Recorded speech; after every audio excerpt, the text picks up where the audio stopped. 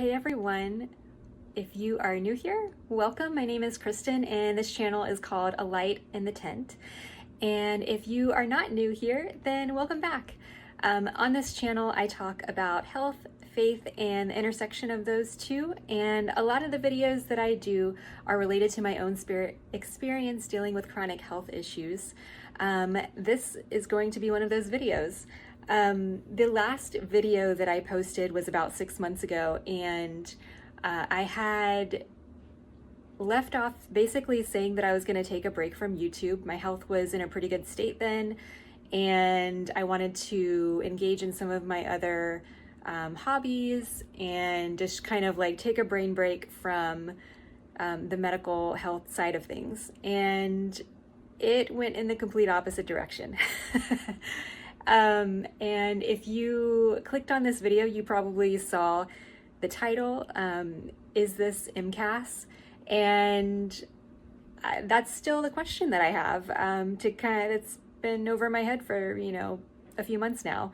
So in this video, I want to share what happened, the steps that I took, what was helpful, where I currently stand, my plans for the future, and I want to also share resources for those who might find themselves in a similar situation. That being said, as much as I try to help here on this channel, I'm not a doctor, I'm not a provider of any kind, not a pharmacist or a mental health provider. So please, if you do have any kind of especially life-threatening situations, be sure to call 911. If you're having a mental health emergency, there are special numbers for that as well. And be sure to talk to your provider before engaging in any kind of difference in your health routine. So, that being said, I'm going to share what happened, or at least attempt to, from what I can make of it, So, for those who might be new here, I have a few different diagnoses. I was diagnosed with hypermobile EDS, with POTS, with orthostatic hypotension. It's a controversial combination of diagnoses now in my understanding, and basically it just amounts to dysautonomia. I also may or may not have periodic paralysis. That's a whole other video. And I've had a slew of other kind of symptoms, Raynaud's, retinal damage. It's just been a very weird maze of health issues. So 6 months ago when I last posted that video, I actually was having some of the symptoms that I will describe here. I did not share that because I honestly didn't feel like it was a big deal then. And I will kind of explain that as I describe it here. But I essentially started having around November what felt like these really, really intense blood sugar crashes. And if you have heard any of my other videos, you might have heard me mention that myself and a few of my immediate family members, we seem to have issues with, we're very sensitive to sugar, to caffeine, to alcohol, and it can be very easy for us to feel like our blood sugar is crashing. And the way that one of my parents taught us to deal with that, the parent that's also affected by this, is to balance, the healthy carbs, the protein, and the healthy fats. And so that's been our MO for years and years and years. And I also tend to do mini meals to, I know that this is not everybody's jam. There's a lot of fasting going on in the current society, but for me, mini meals help ensure that I don't crash. So I tend to have 6 meals throughout the day, breakfast, snack, lunch, snack, dinner, snack.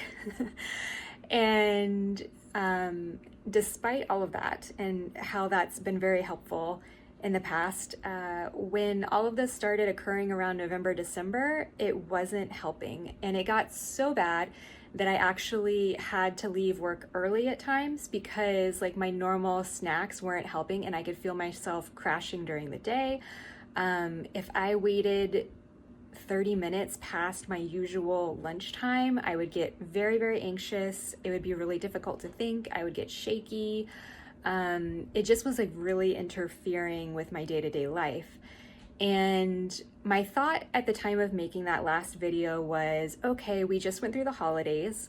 I have periodic paralysis, insulin and potassium, there is a connection between those. So I had also had like a glass and a half of wine over the holidays in one sitting, which may not sound like a lot to, the normal person, but for me, that's a lot in one sitting. And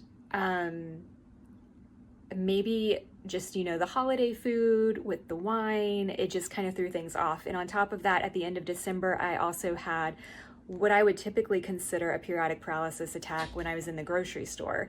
And I haven't had that happen in probably a couple years. So that seemed pretty significant to me. I also knew from testing my potassium using my Hariba potassium meter, it measures like potassium based on saliva, that my potassium was reading about 0.5 millimole per liter lower than my usual, which I was a little concerned about. And even when I took my potassium chloride, it didn't, usually that would boost me for quite some time, but it would boost me temporarily, and then I would go back to being in that kind of lower range of normal again.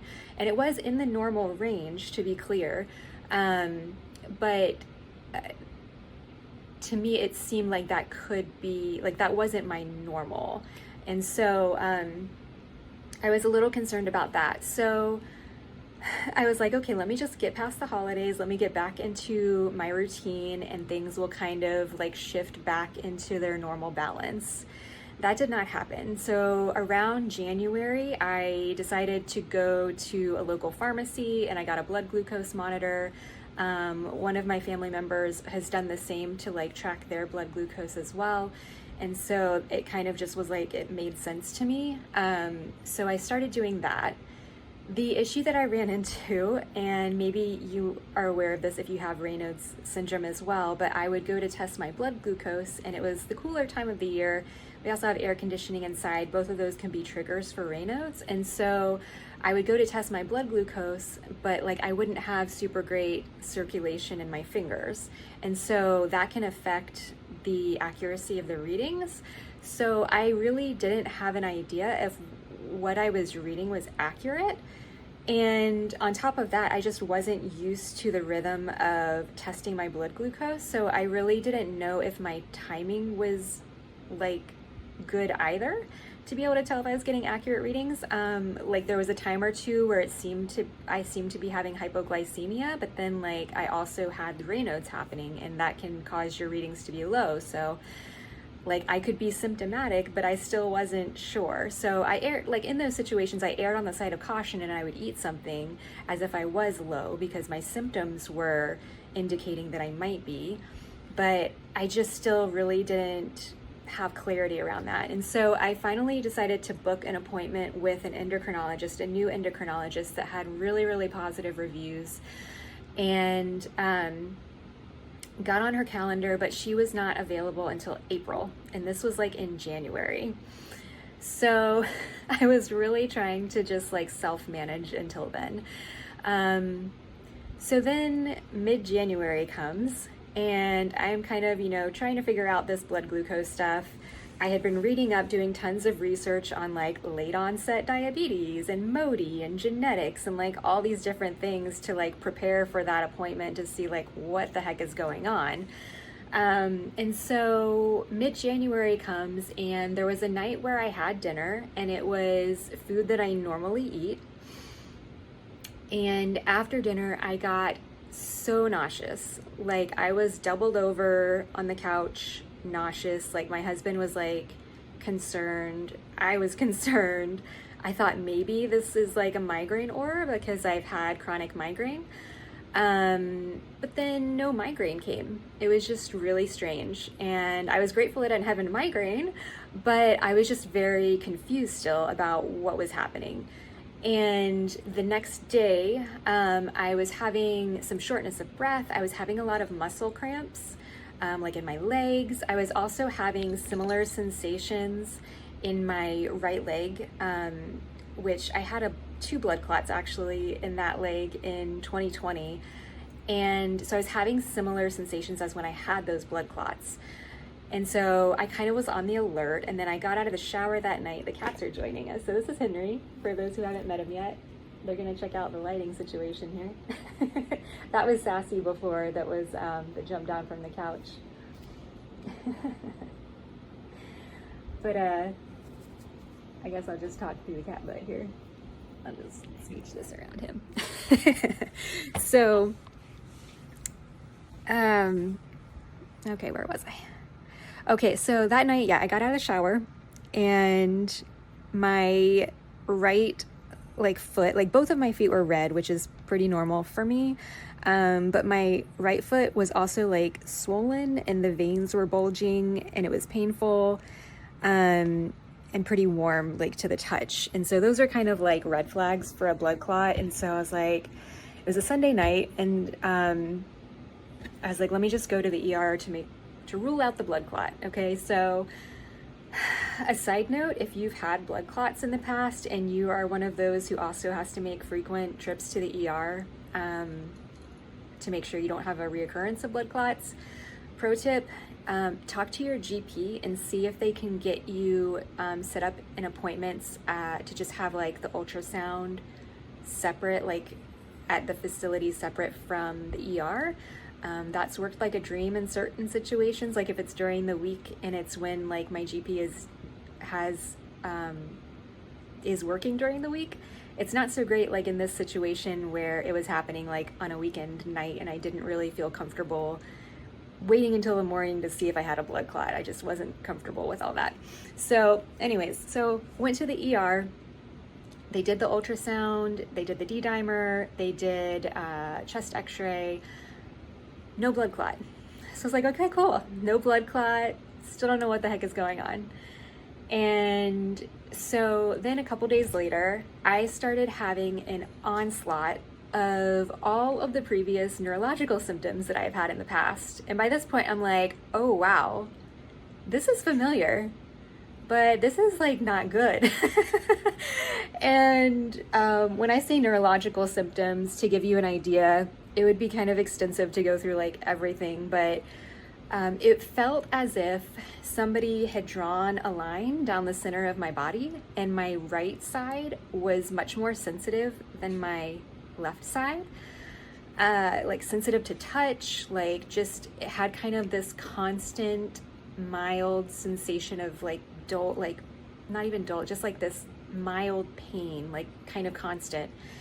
I would get random patches of warmth and random patches of numbness, on my arms, on my legs. My legs would go numb.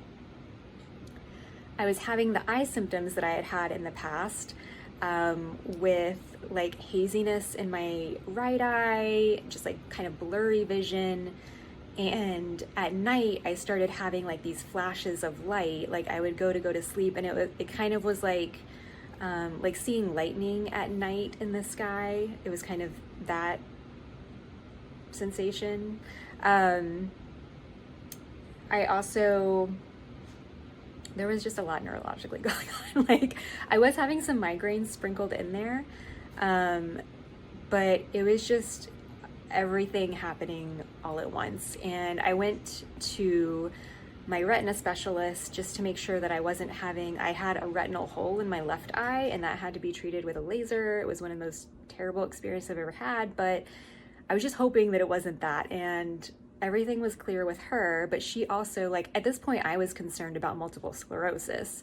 And I knew I already had the EDS diagnosis, and I had read in some places that there were enough patients that had both EDS and multiple sclerosis that they were wondering if there was a connection between the two. So that was definitely on my radar. Years ago, when all of this happened for the first time and I didn't have my EDS diagnosis, I swore that I had multiple sclerosis until that was ruled out. So went to the retinal specialist. No progression of my retinal issues, so that was good. But she was keep me updated when you go see a neurologist. And so in the meantime, I talked to my GP to get reset up with an appointment with my old neurologist, who multiple sclerosis is very much in his wheelhouse. I had really liked my experiences with him at that, when I had seen him prior. It was a massive, massive wait to get in to see my other neurologist that was kind of like more specialized in EDS and cerebrospinal fluid leaks, and I love her, but it was just really, really difficult to get in with her. Just want to add in here as well that I did reach out to my other neurologist at that time. She's still my current neurologist, but I reached out to her at the same time that I was reaching out to the neurologist that specializes in MS, to let her know what was happening with my symptoms. And she did order an EMG for me, even though I couldn't meet with her face to face at the time, which was really great, just to rule out like big, scary things that you can rule out with an EMG. So I also did have that testing done at that time. So I decided to go to this other initial neurologist that I had seen for multiple sclerosis. And to do that, because it had been so long, I had to go back through my neurologist, and then my GP. And when I called my GP, like, they wanted me to follow up because they had seen that I had gone to the ER. And so went to go see my GP. This will all make sense in a minute, I promise. And explain what was happening. She, of course, like, was more than happy to set me up with a neurologist. I told her that what was going on symptom-wise. I told her that I had also set up an appointment with an endocrinologist and explained what was happening, like with these blood sugar crashes. And when I tell you that my GP is a saint, she is phenomenal. She like goes above and beyond. She's so knowledgeable. I think she came from like a university, and she just doesn't make assumptions. Like, I really feel like she looks out for me. She's a saint. And anyways, I didn't know she could do this, but she ordered the Dexcom for me because that's what was covered by my insurance. Still pretty pricey. It was like $75 a month for like 3 of these, which they last like 10 days each, but still pricey. Like, thank goodness for insurance, but my goodness, the past 6 months have been so expensive. But yeah, so anyways, that was great because then I told her, you know, the issue with the Raynaud's and not being sure of like finger sticks and that kind of thing. And so she's like, let's just see what's happening, and then you'll have that data to take with you to the endocrinologist. So things keep progressing neurologically speaking. And I go to the neurologist that I had really had positive experiences with, or so I thought to begin with. And literally 10 minutes into the appointment, and he was already suggesting like psychological, what do you call it? I can't even think of the word right now. But he started to ask me about like my emotions and like how they're connected to my physical symptoms and how I'm having physical symptoms of emotional states. And I could not, like, I felt so confused and so like disillusioned. Like, I thought I had had such positive experiences with this guy. He even like started to like say that the reason that you treat the migraine is because that's the only thing that you can treat when people have like psychological things going on. And I'm just like, that is bizarre. But then actually once he started to do the physical workup and he like saw like my hands were red and they were warm, like I was warm and my hands were red, and he felt them as if they were freezing, but I felt them as if like I was warm, like almost overheated, if I recall. And so I think he started to catch on that like the dysautonomia component, like, and I had been explaining like I'm having severe fatigue and exercise intolerance. I can usually walk around the complex like 3 or 4 times. I can't even make it around once. And like I think he started to like backpedal and realize like, no, this is not a psychological. And so I started to like question him. I was like, so you're saying that my symptoms are caused by like psychological states happening? And he's like, nope, that's not what I said. And I was just like, no, I don't. It was a very odd situation, I'll just say that. And I felt very like I was very upset after that. But all that being said, he did order the MRI. He would not order a spine MRI, which I requested and I thought he was going to order, but he did order the brain MRI. And thank God for that. While I was waiting for the brain MRI to come back, I started having insane neck pain, like severe neck pain, like had to leave work early, neck pain. Felt like I couldn't keep my head like up, like it just felt heavy and like not like, I just felt like I couldn't keep my head up, like I don't know how else to explain it. I would go into the wellness room at our work and I would just lay on the floor because I was like on the bridge of tears because of the pain, and like it was just awful. It was so awful. And I don't remember having that when I had a flare up like this in the past. And it was miserable. And I like, thank God my manager and my coworkers were so understanding.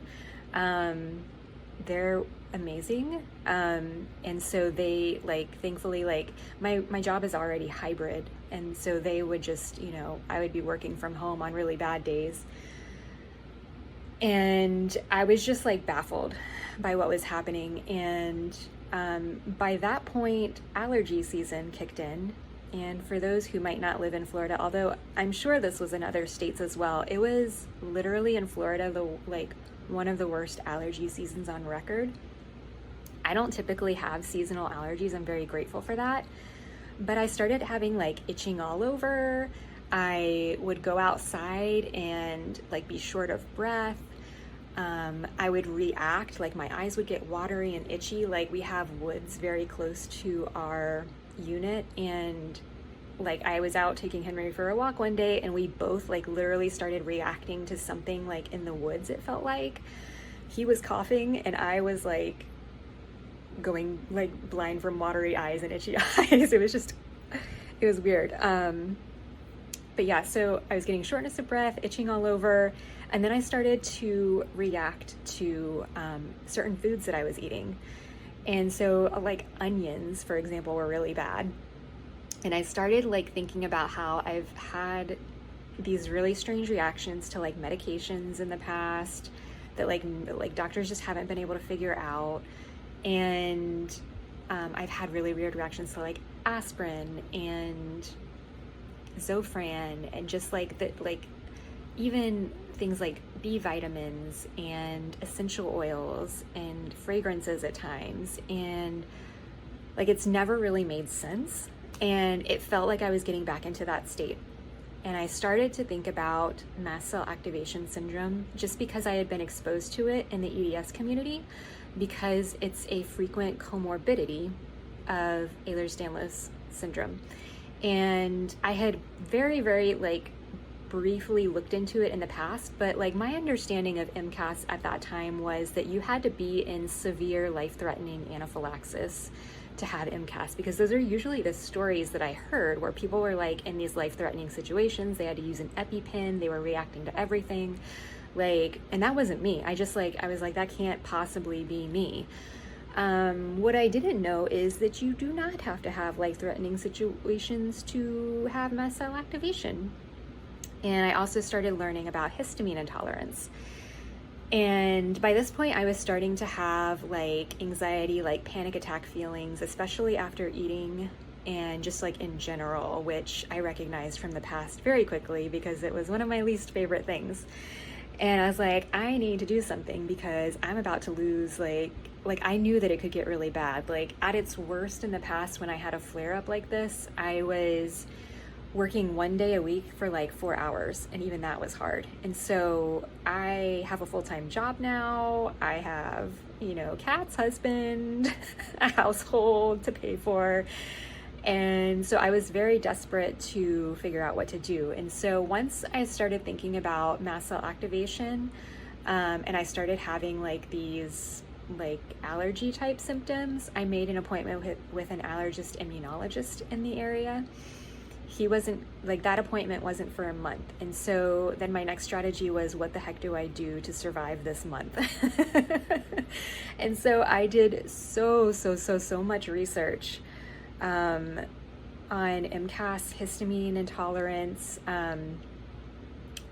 also mold toxicity, and something that I don't think I've ever shared it on this channel, and because the relevance didn't really make sense to me until recently, and that is that like my family, we actually grew up in a house, like the house that we grew up in actually had black mold in it. We didn't know until like my sibling and I were moving out that it was even an issue, and it had to go through like massive remediation before the house was sold. Like it was really bad.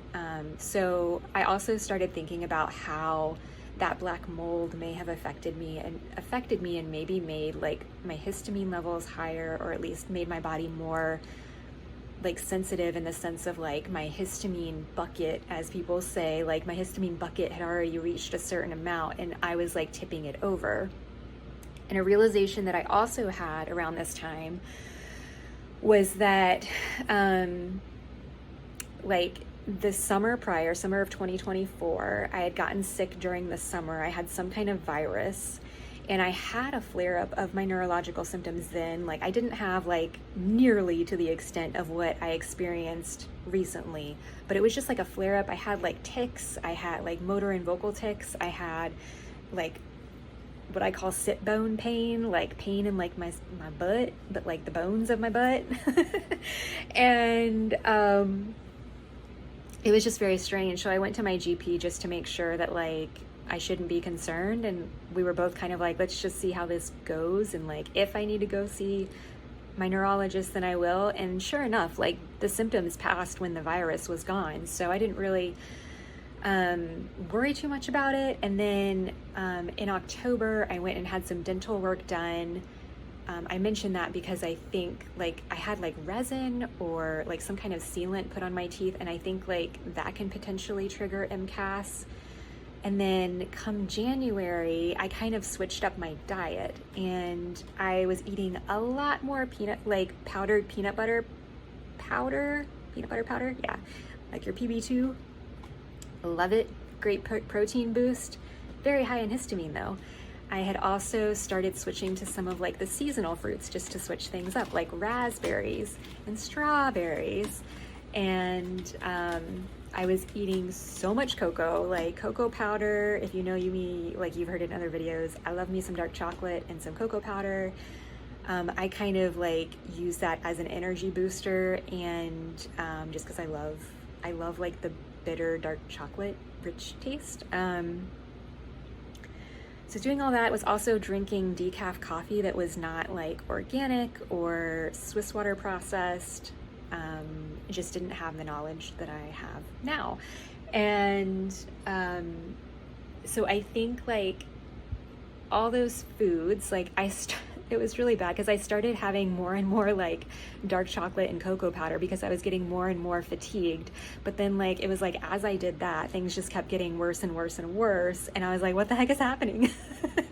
And so anyways, once I kind of got a grasp of how people go about this like low histamine and like the supplements that you can take, I decided, like the approach that I decided to take was lower histamine. I didn't have the capacity to be like doing the fresh every meal. Like I couldn't do that, but like as fresh as I could, not having things in the fridge for very long. I myself don't typically eat a lot of canned food. Like the canned food that I really eat is like canned tuna. So that wasn't a huge shift for me, but like also just making sure that I continued to get like fresh fruit, fresh vegetables, fresh meat. I've been getting like organic where I could, and like freezing things more often, going gluten-free. I'd been gluten-free for like 11 years. So that wasn't like, thank God for that, because that's a whole thing in and of itself. And to do that like as being a low histamine diet, I think I would have been really overwhelmed. It was really overwhelming to do low histamine. Don't get me wrong, it is. But did I mention that I have now gone like over a month, not consecutive, because when I was testing tryptase, then I intentionally ate it, but over a month of no chocolate, no bananas, and no peanut butter. So for those of you who are really big on chocolate and peanut butter and bananas, it is possible.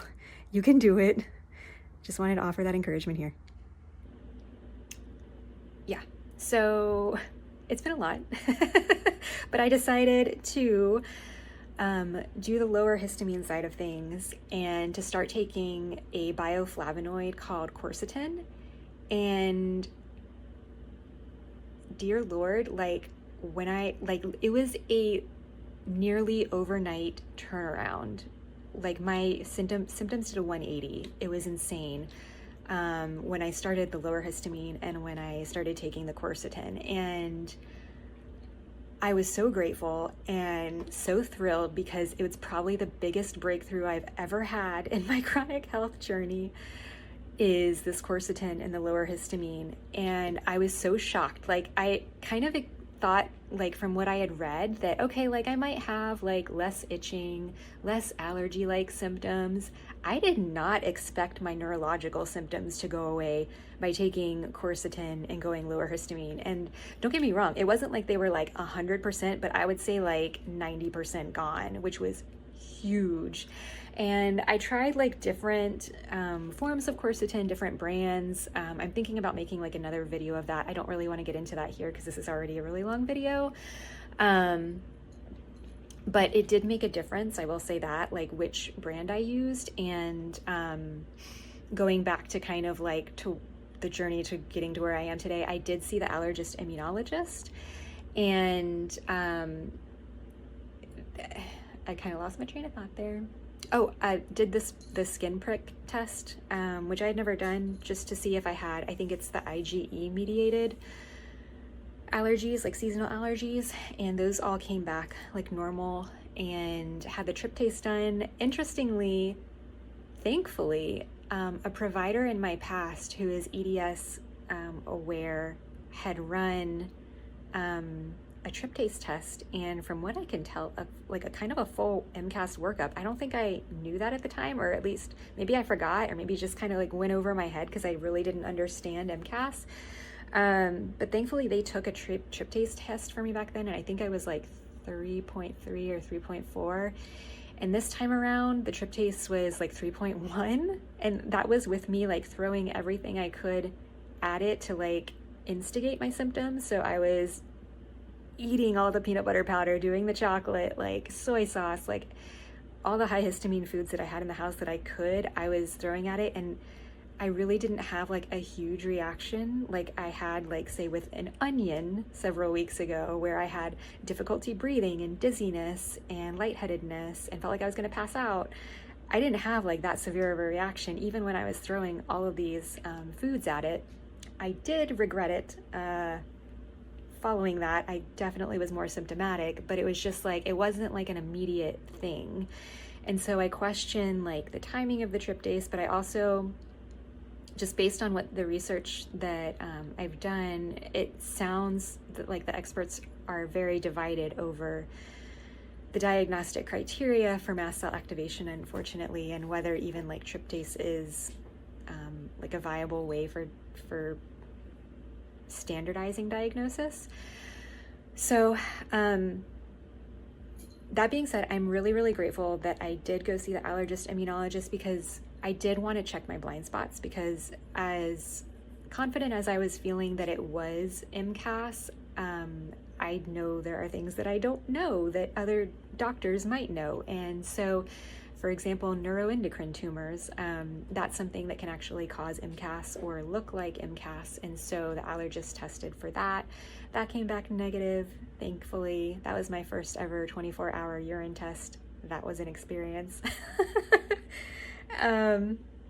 Running around with pee and ice around the city, that was a whole debacle in of itself, but alas, for another time.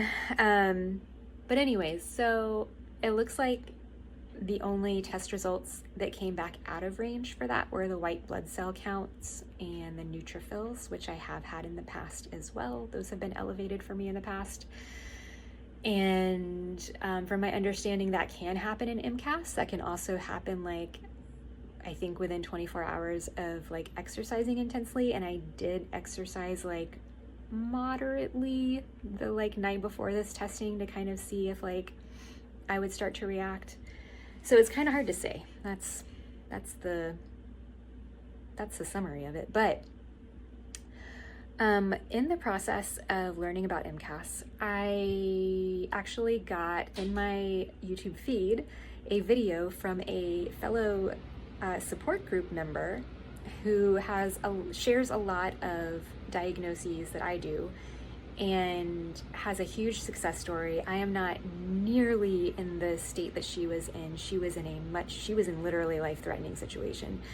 But she shared the things that helped her turn around, and one of those things is a zeolite detox, which I had read about in some of the Reddit threads and elsewhere. I had looked into the scientific research and was interested in doing that.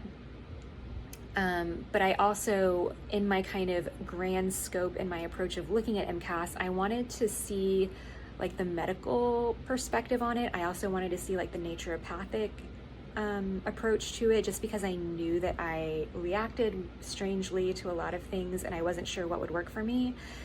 And I kind of just wanted to have like an overview of like what I might be suggested at a doctor's appointment, or if I went the naturopathic route, or if I went to a functional medicine doctor. And one of the resources that I picked up along the way in looking at histamine intolerance, MCAS, mold toxicity, is the Break the Mold book by Crista. And if you suspect mold toxicity and you are inclined to like the naturopathic realm of things, I highly suggest it. What I took away from it, and my understanding is that you could probably, don't quote me on this, I'm speculating here, but I think you could probably use the protocol for mold toxicity for MCAS. And something that Jill Crista really emphasizes is the importance of not being constipated when you do binders like zeolite. And I have chronic constipation at times, and I learned during one of my reactions that I get very constipated as like a form of reaction to whatever I'm reacting to. My sister and I went to the beach one day. We were having a girls' day, and we went into this little cute cafe. They had amazing coffee. It was decaf, of course. And I was doing fine until I got into their bathroom and started to react. Like started to have trouble breathing, and kind of like looked around because like my radar was already kind of up for like mold and stuff. But what I noticed was that there were like, it was a very, very dusty air vent. And so I was like, maybe it's that, but also it could have been just like the hand wash. It could have been some kind of cleaning chemicals in the air. I don't know. But when we left that cafe, it was like I was continuing to have a reaction, and like it felt like the inside of my nose started to like close up, and I was having to breathe out of my mouth because I couldn't breathe out of my nose. And it just kind of passed like over time, thankfully. It was very scary, but like I had had that kind of experience in the past and knew that like I potentially wasn't gonna die. So I also had my sister there, and I could trust that she could call 911 if she needed to. Anyways, where was I going with this? Oh, we went into an art exhibit that day also, and would you believe, they literally, as we're walking around on the inside, it's feeling kind of like, one of the rooms felt particularly muggy, and I was just starting to like feel off. And one of the women there was talking about how they had a mold problem, and like the longer we stayed, the more I started to like feel unwell. My sister mentioned that she had also started to feel not great, but she thought it might have been related to the lighting. So for her, maybe it wasn't a big deal, but maybe it was the lighting.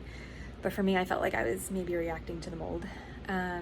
So anyways, all that to say, like, in that process, I learned that you could take quercetin, and that you could take other supplements like milk thistle, and other supplements to kind of help make sure that you're regular. I also switched up like my magnesium, and I'm planning to start this zeolite detox. For those that are interested, this is not an endorsement. I don't get paid for any of this, but this is just what I'm gonna try so that you're aware of it.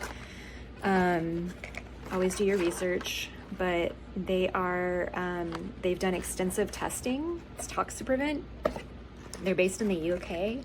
They actually have certification as a medical device because zeolite is not a food supplement. It can't be classified as a food supplement really because it doesn't add nutrition to the body. But they've done testing to make sure that the particle size that they use is good because when it enters the body, it also leaves the body in full. And so you don't have to worry about the zeolite staying in your body essentially. And I've heard more than one positive review, so I am hopeful that might be something that helps. Essentially, it's meant to help like mop up the histamine. It can, the zeolite will bind with mycotoxins from mold. It will bind with heavy metals. It will bind with histamine, and those are like all areas that I'm looking to address. I reached out to the company. They're wonderful in being supportive in the journey. I've asked them a lot of questions and they've been very responsive. And they do say that like they suggest different protocols depending on what you're trying to detox.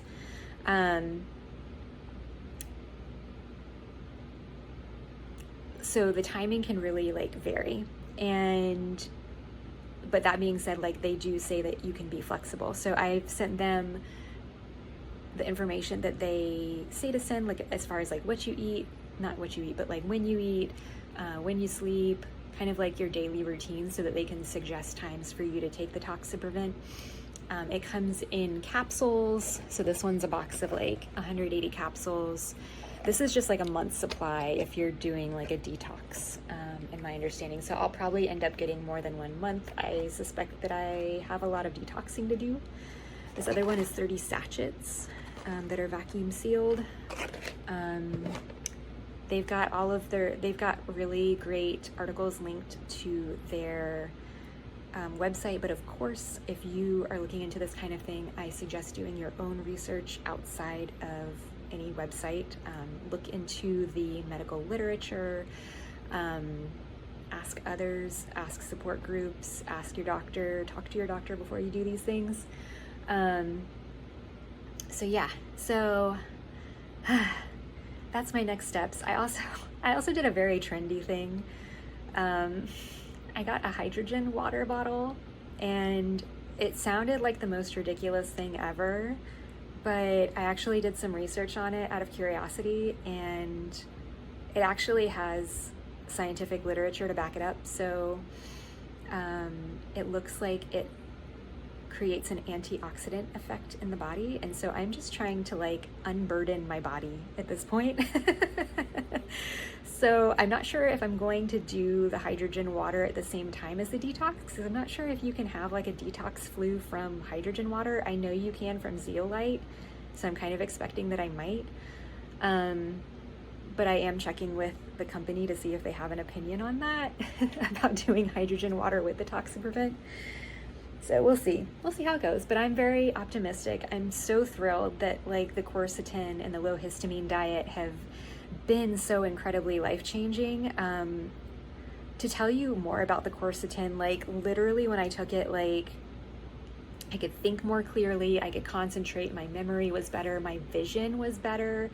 Again, I wasn't having all of the neurological symptoms, but there was this insane sensation that I would get. I don't know if anybody else has experienced this on quercetin as well, but it actually like was kind of this washing over feeling of like almost like a nostalgia, but like not. It was like actually better than nostalgia to me because my body felt as it had in the past, and it was like my body was like remembering how it felt in the past before I felt so chronically ill. And I would actually I'm getting emotional now. I'm gonna try not to cry. But to have that feeling of like my body just feeling like it was coming back into itself, like, oh, like I recognize this feeling and it feels good and normal and like how it's supposed to feel, has been really amazing. And it's not like it's like that all the time when I'm taking this quercetin, but it's just like these moments where I have that feeling come back, and that's been really encouraging. And I also like when I started taking the quercetin, this is also hard to describe, but it was like, it's not a muscle tension. And what I'm trying to describe is not muscle tension release.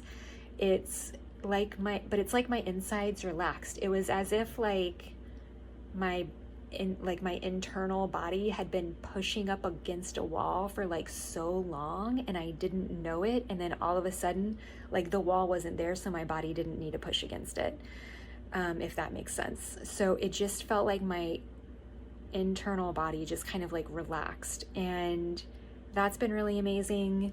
Like I said, different brands of quercetin have been more and less beneficial for me. So again, if you're looking into doing that, your mileage may vary.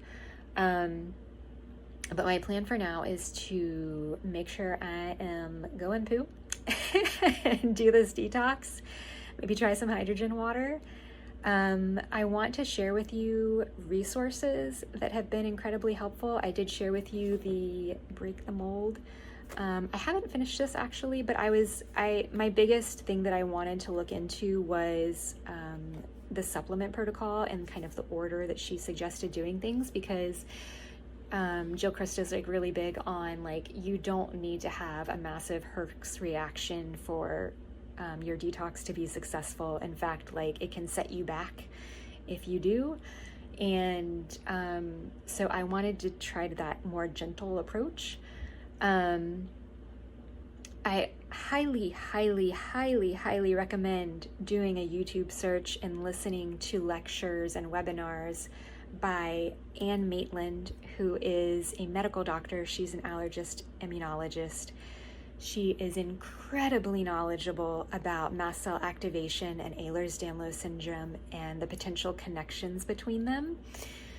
I love listening to her. She is like my doctor celebrity crush, if that's a thing.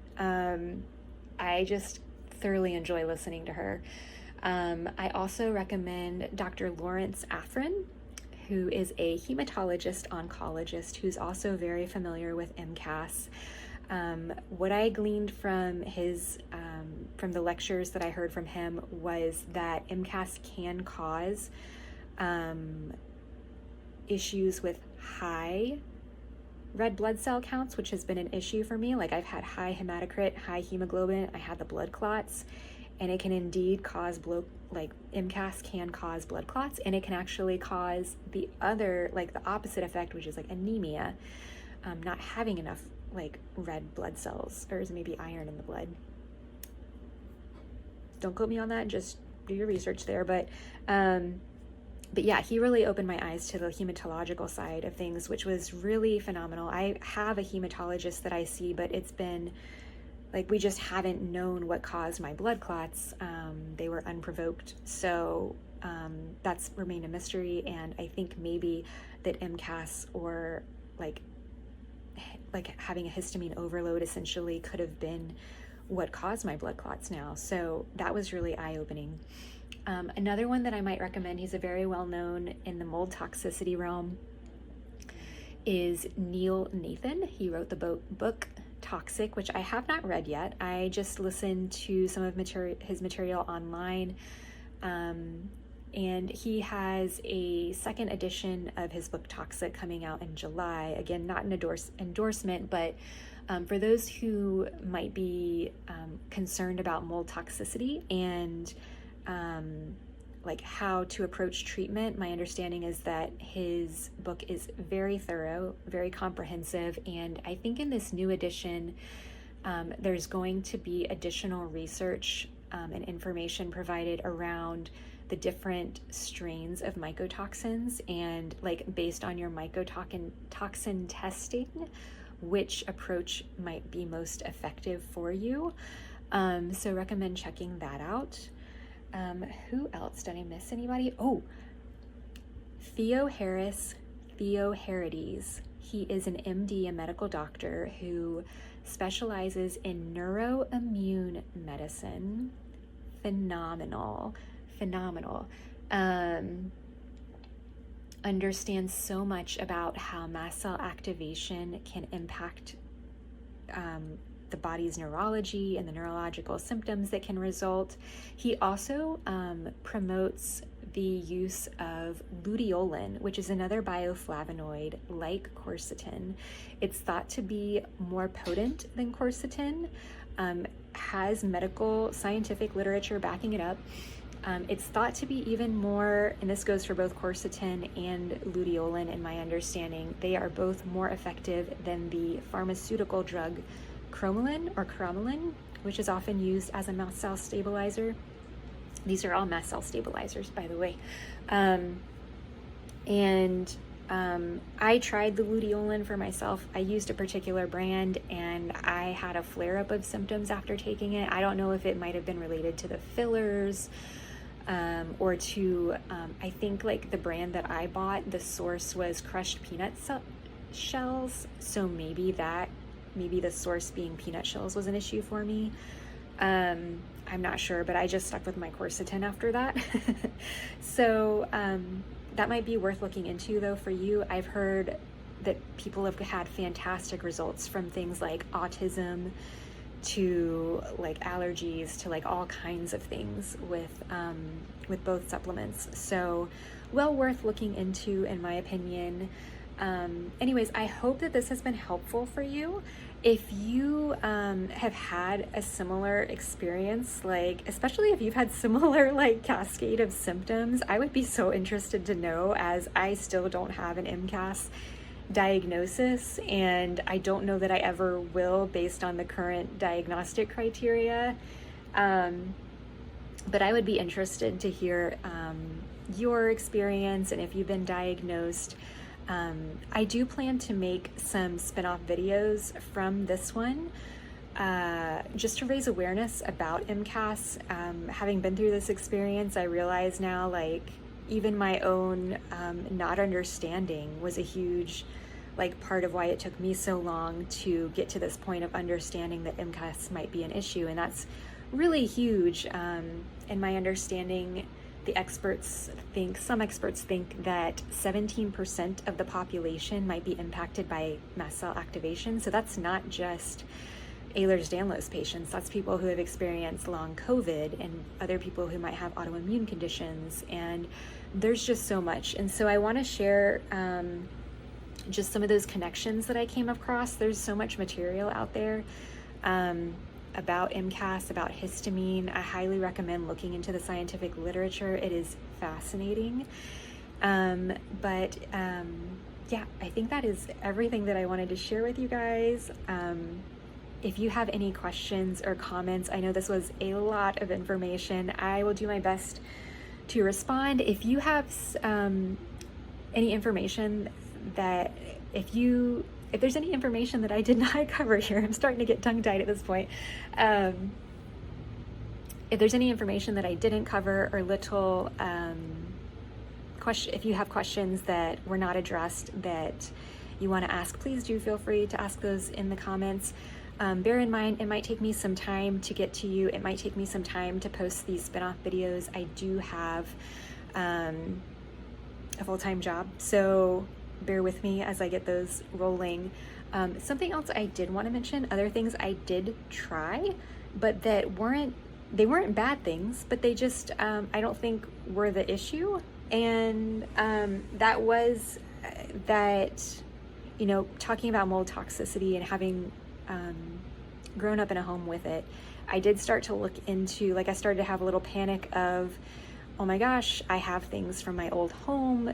Are they spreading spores all over our new home, and that's why I'm reacting? What's the risk there? I did start to look into mold testing for the house. There's just not there's a lot of conflict in the information out there about testing your home for mold, so I'm not totally sold on that. I looked at the dust test personally. I also have not had mycotoxin testing yet. It's something that I'm interested in, but for me, it's been such an expensive year, and I have a budget. So to me, there's not a harm in trying the detox, and if the detox works, then it works. And for me, even if I don't have like the diagnosis of like mold toxicity or MCAS, like I can still, like how I would present to a physician would still be the same. Like, oh, well, I know that I react to this, this, and this. I've had these symptoms in the past. I know that like if I'm having too much of certain things, like that information would all stay the same. So as much as I like to have a diagnosis, because I think that doctors do take that more seriously when you have that, for my own sanity, and my own functionality in my day-to-day, I can't really like afford to go down that path of extensive testing and going to a functional practitioner and all of this. So that is something that I looked into, something I am interested in, because I learned that with MCAS and with mold toxicity, if you are sensitive to mold and if your body is having trouble detoxing, it might be due to genetic factors. So I am interested in looking into those genetic factors, because I think that that could impact the way that I handle my own self-care long term. Like I might need to take certain supplements so that my body regularly detoxes. So that might be worth looking into. Like liver function can be a huge component of that. I know that I mentioned Jill Crista's book here, but there is some phenomenal material on YouTube where she speaks about the liver and bile production and how that all factors into the body's detox processes, and I highly recommend those videos. Something else that I did, once I learned about mold toxicity and factored in past mold experience, I got hygrometers and a dehumidifier, because we live in hot and humid Florida, and that's been helpful. Like we're able to turn up the AC a little bit higher than usual, and I have peace of mind knowing that the humidity in the house is lower, so we're less likely to grow mold. I know that a lot of people talk about air purifiers. That's just not in the budget at the moment, unfortunately. I got a new mattress because when I was having the severe neck pain and was putting 2 and 2 together with the mold toxicity, I started to realize the reality of I'm sleeping on a 20-plus-year-old bed that was not mine originally, was not my family members originally, and that's probably terrible for my neck, and also there could be mold in that mattress. And so I got a new mattress that I went all out. I got like an organic hypoallergenic mattress, and like I said, that didn't seem to make a huge difference in terms of like my neck pain or my neurological symptoms. The biggest difference that I have seen has been from the quercetin and the low histamine diet. But it does, like from a hypermobility perspective, it is a very supportive bed. I won't go into super details there because that's a whole other video that I'm not sure I want to do, because there's a lot of mattress videos already out there. But if you are interested in that information, just drop a comment and I can let you know that information. But anyways, hope everybody's doing well out there. Hope you are surviving much better than I have been. But like I said, I think that lower histamine and the quercetin have been how I've been able to survive the past 6 months. And I'm very, very grateful to be able to try this Toxiprevent. And hopefully I'll be able to report back to you with a positive result. We'll see, fingers crossed. But other than that, I will talk to you guys later. I'll see you in another video. Hey, so 2 things that I neglected to mention in the super long video that I wanted to add here. One is a call out to the women who you maybe have, like, so this was my situation. When I started having the severe blood glucose issues, I also started having heat flashes. At least that's the best way that I know how to describe it. Would get like very sweaty all of a sudden, would get overheated easily. And I thought because that was what was happening, I started to have like gynecological issues, or so it seemed like. discharge and itching and frequent urination. So I thought, okay, I probably have like a UTI or a yeast infection. Went to the gynecologist. All the tests came back normal. So I think that may have also been MCAS related. I wanted to share that in case you also have experienced what seem to be gynecological issues and you don't have like an answer to that. I highly recommend checking out the consensus 2 paper on MCAS, which I will link in the description, that has a systematic overview of like how MCAS can affect multiple body systems. So that is something that can impact women. And another thing that I wanted to mention, especially for those with Ehlers-Danlos syndrome, you may have noticed that I mentioned having severe neck pain. I did start to look into atlantoaxial instability and craniocervical instability. And I really thought that could be the reason for my neck pain. It would make a lot of sense. I have a lot of popping and clicking in my neck. It might be part of the feature for me.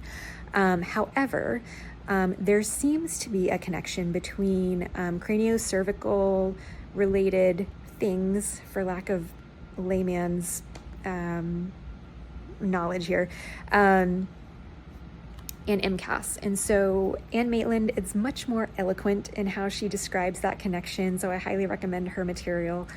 But that to say that I have a pending appointment actually to see someone that is able to do the upright MRI or dynamic imaging. It's for craniocervical instability. And I say that because for those who might not know, you can't do standard MRI for the diagnosis of craniocervical instability or atlantoaxial instability, which not many doctors realize that.